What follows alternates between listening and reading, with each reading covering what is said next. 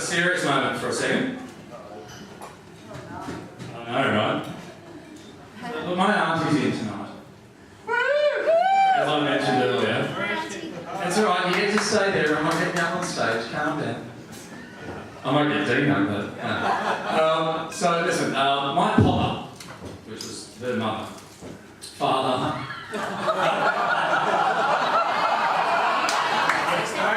Well, they did make me temperamental. Right, so anyway, he came over here from Norway in World War II. Now, what I found out a couple of weeks ago, like, I mean, you know, I was named Daniel Scott. I was born Daniel Furo, which is Norwegian. That's actually where I'm from. So technically, I'm Norwegian Australian. Could you imagine saying that in a bar and actually not being laughed at? You know, you can get away with Greek Australian, Lebanese Australian, but Norwegian Australian, it's just not going to fucking happen. So, he came over in World War II, he met my nana, and he stayed. Now this song goes a little bit further than that, but this is dedicated to him, he's now up there, and also to any single human being that has actually sacrificed their own life for us. I think we take that a little bit too much for granted nowadays. So before I begin, all I want to say is, lest we forget.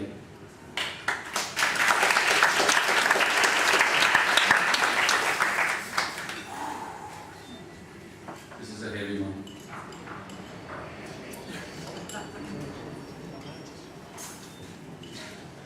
When I was a young man, I carried me pack, and I lived the free life of a rover. From the Murray's Green Basin to the dusty outback, I waltzed my Matilda all over.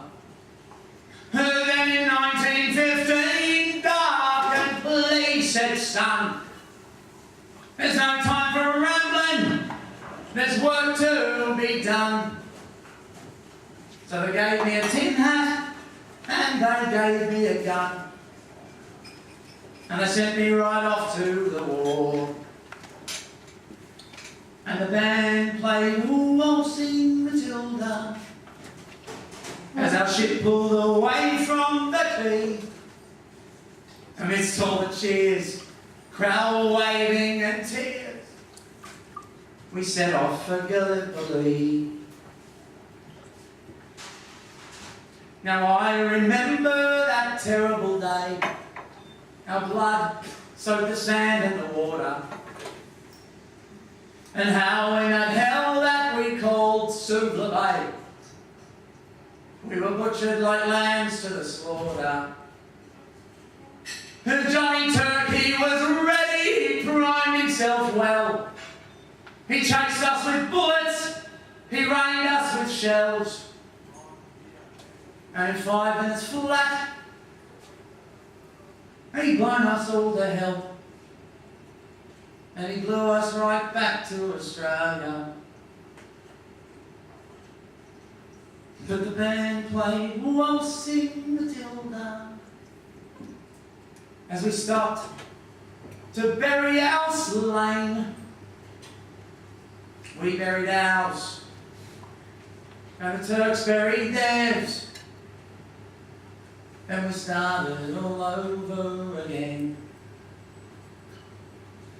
Now those who were left, well, we tried to survive in a mad world of death, blood and fire. And for 10 weary weeks I kept myself alive, though around me the corpses piled higher. Then a large turkey shell knocked the arse overhead. When I woke up in my hospital bed, I seen what it had done, and I wished I was dead. Never knew there were worse things than dying. For I'll go no more waltzing Matilda, all around the green bush, far and free, for the hump ten and pegs, the man makes both legs.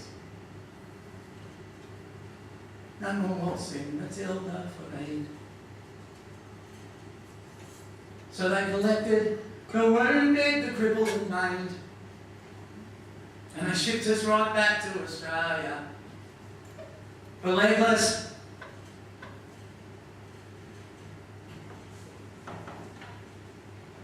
the armless, the blind and insane, as proud Aussie heroes of Suvla. And as our ship pulled into Circular Quay, I looked down and seen where my legs used to be. Thank Christ. And there was no one there waiting for me to grieve, to mourn, and to pity. Could that band play Waltzing Matilda as they carried us down the gangway? But nobody cheered. They just stood there and stared, and they turned all their faces away. And now every April I sit on my porch and I watch the parade pass before me, and I see my old comrades how proudly they march, renewing old dreams and past glories. But the old men march slowly, all bent stiff and sore. Tired old men from a forgotten war. And the young people ask, what are they marching for? And I ask myself the same question. And the band plays Waltzing Matilda, and the old men answer the call. And year after year, well, their numbers get fewer. Someday no one will march there at all. Waltzing Matilda, waltzing Matilda, who come waltzing Matilda with me. And their voice can be heard as they pass by that billabong. Oh, come waltzing Matilda.